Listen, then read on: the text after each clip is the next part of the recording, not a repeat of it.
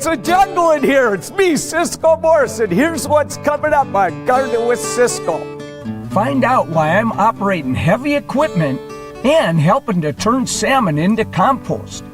Hendrikus says 90% of the people he runs into don't even know how to shovel, so we're getting some tips.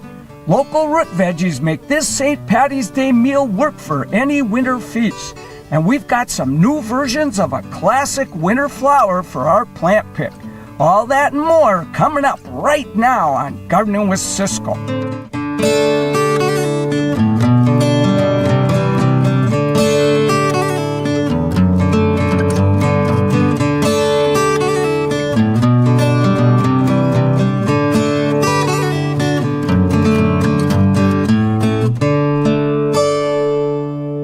Hi, I'm Ciscoe Morris. And I'm Meeghan Black. Welcome to Gardening with Ciscoe. I am so excited about where we are today. The Volunteer Park Conservatory. This is a gem in the Emerald City. Yeah, but it's a gem that's in danger of being closed down. I can't believe it. Severe budget cuts and all that. The Parks Department says it may not have enough money to keep it going. We cannot lose this conservatory at all costs. But Meeghan, first, before we save this place, yes? I got to tell you about something I got to do that was so cool. What's that? I got to turn dead, rotten, stinky salmon into the best compost you've ever seen, and I got to help do it. What happens when you mix rotting fish, tons of yard waste, and more tons of heavy equipment? You get my idea of the best day ever. This fishy field trip is courtesy of Bob Dressel of Ole Mountain Fish Compost. Hey, so tell me a little bit about what all happens here. This place seems enormous to me. Well, we're near the little town of Belfair on the Olympic Peninsula, and what you're going to see today, what you're here today for, is to see how we make organic fish compost. Let's go! Let's go! Bob's entire family helps make this stuff. What we've got here is, this is the fourth generation Dressel. And since Robbie's a bit too small to run some of this stuff, I think I've just been adopted. What do you say we have Ciscoe run the splitter? You think that'd be a good idea? Rob, why don't you show Ciscoe how to run the splitter? Great, thanks. The splitter grinds stumps down to size so they can be turned into sawdust for the compost. Once you use one of these babies, it's hard to go back to Felco's. Yard waste is another important compost ingredient. In order to get it, you gotta tip a semi on its end. I can't believe they're trusting me with this. We're gonna have you run the tipper. All right, I am ready. Hey, Robbie, let's get out of the way. Come on. All right, I can do this. Okay, here we go, the big button.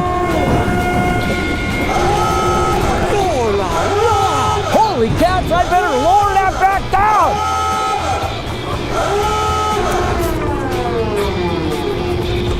Nothing to it. Now it's time to add the star of the show. Tons of rotting salmon. These over here, Ciscoe, are from the hatcheries. I mean, this is very indicative of what you see coming out of, let's say, the hatchery, and it's not that bad. This is very indicative of what comes out of a hatchery from like Issaquah. These salmon are spawned out hatchery fish and rejects from processors. Usually they go into a landfill or get dumped into the Puget Sound. I mean, here's a typical example of a cull, deficient tail. Oh. See, they go through these guys really well. Okay, kid. All right. Ciscoe's turn. Woohoo! I'm put to work again, dumping these babies into the mix. One wrong move and I'll have a ton of rotten salmon sharing my cap. Oh man, I love this thing. I want one. Oh, that was fun. Finally, I get to mix it all together. Bob calls this feeding the hog.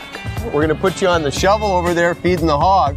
But there's not a pig in sight. That's one of the most fun things I've ever done in my life. Well, Ciscoe, you got it all ground up. You did a good job. I don't see any fish. No, I don't see any fish at all. I can't believe it. They were so big before they went through that grinder. This mix cooks for 60 days. The temperature gets up to 180 degrees, and that kills any pathogens that might be in the mix. So, Bob, I see a lot of steam coming off that. What's the smell downwind of all this? Well, I can take you down there if you want, but it smells like tuna noodle casserole. Tuna noodle casserole? It does. It's fish, and you can see it's now cooking at between 160 and 180 degrees, and it's just doing its thing. But it will dissipate. It won't smell like casserole in another week or so. Just don't eat it. I won't eat any, I promise. This compost cures for 3 years, like a fine wine. Then it's ready for your garden. Well, here's a sample of some 2-year-old stuff. This is 2-year-old? Yep. Smells like the forest floor. Oh, it smells wonderful. You don't smell any fish, do you? Not one bit of fish. Yeah, you shouldn't. There's no unpleasant odor at all, none. Oh, yeah. Oh, that's some nice looking stuff right there. Well, thank you. Katie Bach is a horticulturist and an expert on why plants love seafood. So, Katie, 3 years it takes to make this compost, so I assume it's really high quality stuff. Yes, it's amazing. We have been using fish in our gardens for centuries, and the protein in the fish and the oils and end up making it a higher nitrogen. There's a higher bacteria and fungi. It acts as an immune system towards the plant. So the fish compost just adds that extra element that the plants and your soil need. Didn't I read somewhere that when Native Americans planted their corn, they stuck a fish under every corn plant? Yes, that's true. Well, it's kind of neat that you make this great fish compost, because most of us don't really have a fish sitting around. They could stick under that plant, so darn good this is here. And the only thing that's better than getting a bag of this stuff for your garden is getting to make it yourself. That is the funnest thing I've ever done. No doubt about it. So you look like a little boy up there on your favorite Tonka truck. Is that fun? Oh, it was so fun. The best one was the stump cruncher. I felt like a man with real power when I was on those machines. I bet you did. I'm just glad that you didn't spill that smelly salmon stuff. That would have been a real good one. That wouldn't have been good at all. Oh, la, la.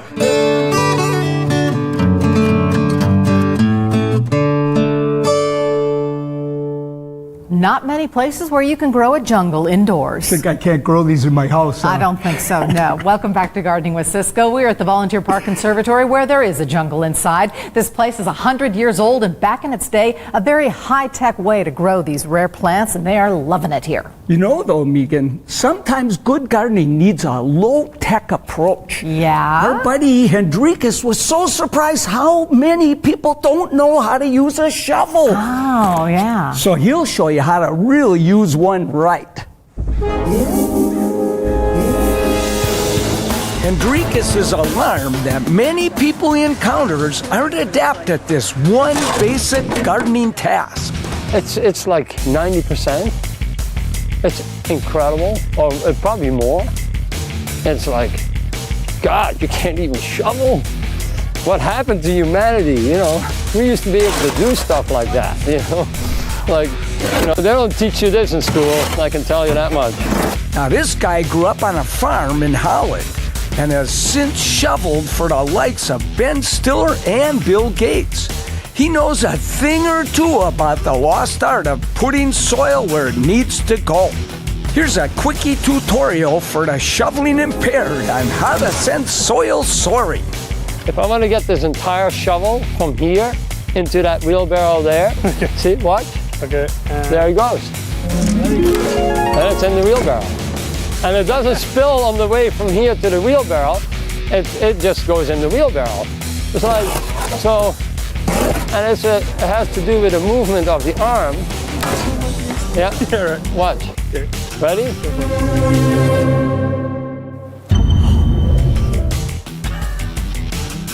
That's the art of shoveling. Need to scatter soil instead? Add a twist at the end of the toss. If you want to spread it, right, you do it completely different. You don't want to just go all the way there in one fell swoop. You want to spread it, and then you twist your shovel as you go. You watch. See that motion? Okay, so you have a twisting motion, and you have force behind it, and it spreads it exactly where you want it. See? Watch. And now it's spread. It's that easy. It's all in the wrist. We've come a long way from Neolithic times when oxen shoulder blades were used to move dirt. So next time you grab your shovel, realize using the tool is a lost art and put a little body English into it. This is just years of practice, you know. So if you wanted to go, see where that little green can is back there? And it's all between the trees, and you don't want to hit the plants, you don't want to hit anything. You want to aim this shovel right for that green guy, right? And there you go. Bullseye.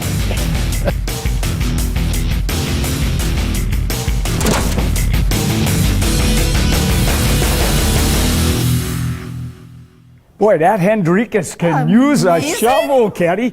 Yeah. Well, you know, that's a special shovel that you use to move soil. If you ever tried to use one of those digging spades like you and I use for that, you'd be 3 days to move one wheelbarrow full, you know. And I like the little tiny gardening shovels, which you always make fun of me because you get into tight spots that way. I guess it's the right tool for the job. Don't try to do a whole wheelbarrow full with that. I won't.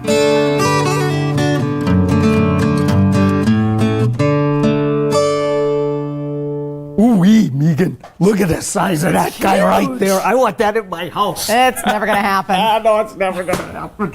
Welcome back to Gardening with Ciscoe from the Volunteer Park Conservatory.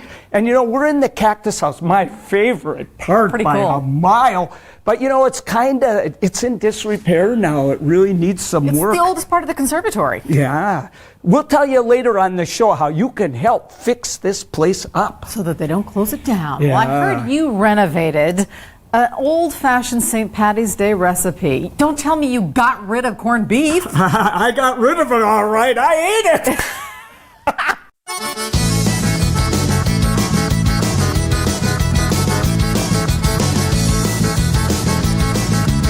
Okay, Lynn, I can tell we're making corned beef. My grandma Motto Hera always made corned beef for St. Patrick's Day when I was a kid. And so you love it? Oh, I love the living tweedle out of it. It is my St. Patrick's Day celebration too, but you know what? All these beautiful things are available all season long, so I make it all the time. Oh, that is brilliant. See, there you go. Yeah, Okay. that would have been a lot better. You saw our beautiful corned beef. What this Yep. is just like a spice brined brisket, and that goes into a pot, simmers for a couple of hours till it's nice and tender. So I've got one simmering already for us. Oh, good. And then what I like to do is I like to poach the cabbage with the corned beef, but I like to do some roasted vegetables on the side for really bright color. Oh, yeah. So what I'm going to do then, we've got some beets, some rutabaga, some of these beautiful little carrots, and some local leeks, which very, you know. All these wonderful Yep, root seasonal. vegetables. Okay. So, now, just kind of to taste, this is the really hard job that I I'm doing know. right here. That's why I gave it to you. I was far too intimidated to achieve. And then just a nice generous crack of pepper and we're good. All right. Ooh, I love pepper and things Yeah, like me this. too. Okay. Okay, Oh, beautiful. boy. All right, so we'll get these in the oven. I'll be right back. Okay.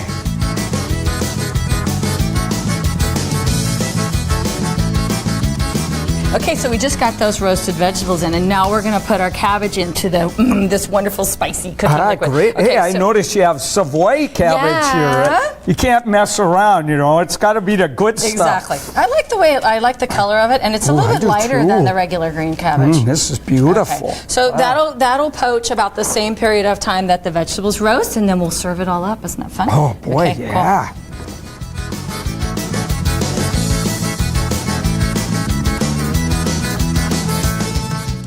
So then, this is long simmered. One of the things that I love about corned beef is people just think that corned beef has to be chewy, but if you look at this, it actually is fork tender. It just falls apart. It's so gorgeous. It's so we're going to cut a beautiful. few slices here, and then I'm going to build you up a fun plate. Okay.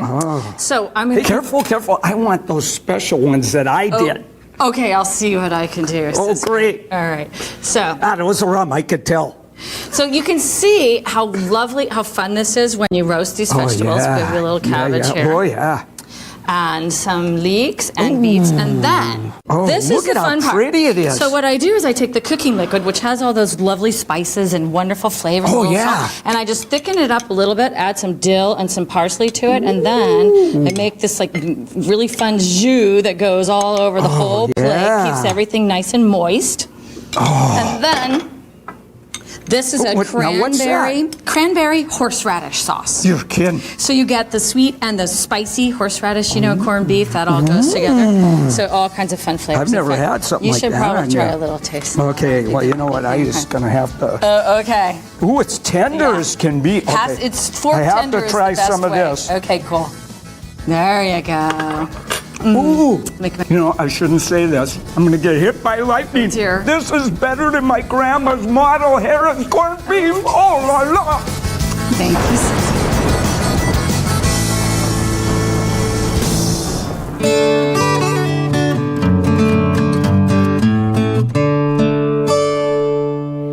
Welcome back to Gardening with Ciscoe from the Volunteer Park Conservatory. So it's the same plant, but it seems every year they come up with different varieties. It's the Hellebore, which is never boring. Oh, la la, Meeghan. Oh, man. Well, they're not boring. That's why it's this week's plant pick. We found some really cool new varieties, but I have to admit, I went a little wild with my Felcos. So we have two different Hellebores here. This one is pink frost with these gorgeous pink flowers. Yeah, that's a rock. Love it. Single flowers. Now this guy is a double, and it's a mix. Oh, Queen's geez. mix with bunches of difference of colors. A whole bunch of different colors. I can talk. But I've never had a double before. Oh, I love the doubles, but I've never had a mix of colors before like this. So one thing I love about these is double queen. They flower like right into January, beginning of February. Yeah, boy, And they like gives you shade. that feeling of spring finally coming, Meeghan. Right. So I thought maybe nestled in over here. Oh, yeah, We'll both put one sides on- of this sarcococa Sure. here. Ooh, boy, is that going to look neat. And this one is an Oriental Hellebore. So, in theory, we could cut all these leaves off. So I'm going to do something really brave here, Meeghan. What are you going to do? Because it's your plant. Yeah. I think I'm going to go ahead and take all the old foliage off. All of it? Yeah, because on these, this is an Oriental Hellebore. And look at all these new buds just growing up here. I can't believe you're doing this. I can't either. But, I think what will happen is as this grows up, all the new foliage will be really pretty and fresh looking, where this old stuff wouldn't look so good. And you can even do it on the rose, but I like doing it better on this one. I think it looks better. So look, you got all this new stuff. This is all going to leaf out and flower, so it'll look 10 times better because of what I just did. I'm speechless. Look at that. I know, you can't believe it. It's hard to believe, but believe me, that'll come back and be beautiful now. And if it doesn't? Then I'm in big trouble. Okay, well, Hellebore, right now is the time to go find them in the nursery because they're one of the first signs of spring and flowering, and They're wonderful. I can't believe you did that to it. I sure hope it lives. Okay, you get to plant this one.